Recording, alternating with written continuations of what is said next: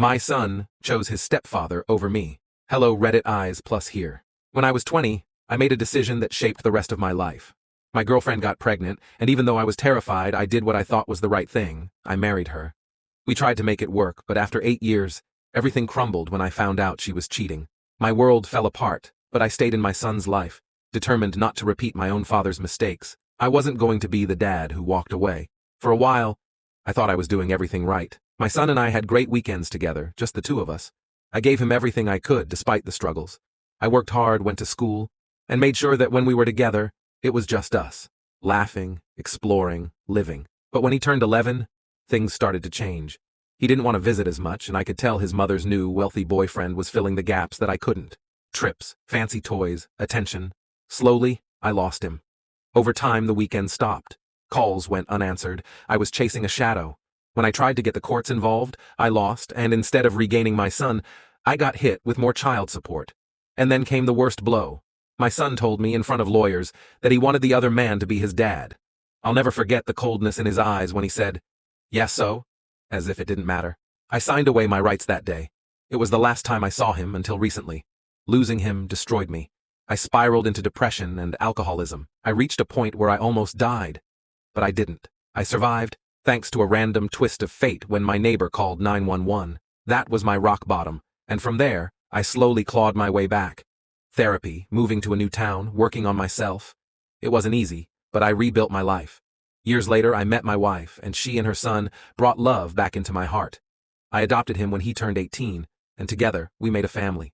We have 2 beautiful children now, and for the first time in my life, I feel whole. Then, out of nowhere, my past came knocking, literally. It was a regular day, and there he was, my first biological son, standing on my doorstep. He looked me in the eye and said, "I'm your son." Without even thinking, I told him the truth. "No, I have 2 sons, and you're not either of them," and I shut the door. After everything I'd been through, I couldn't let him back into my life, not after 14 years of silence. I was protecting myself, my family, my heart, but that wasn't the end of it. My sister called me, devastated. She told me that my son, my biological son, had broken down after leaving my house. She begged me to hear him out. I told her I didn't want to.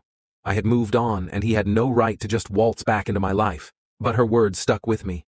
For days, I wrestled with the idea of meeting him. Was there really anything to be gained from opening that door again? He had hurt me so deeply all those years ago. How could I trust him now? Finally, after much thought and a long conversation with my wife, I decided to meet with him, not for him, but for me. I realized I wasn't the same person I was when he walked out of my life. I was stronger now, and maybe, just maybe, this meeting could bring me the closure I didn't know I needed.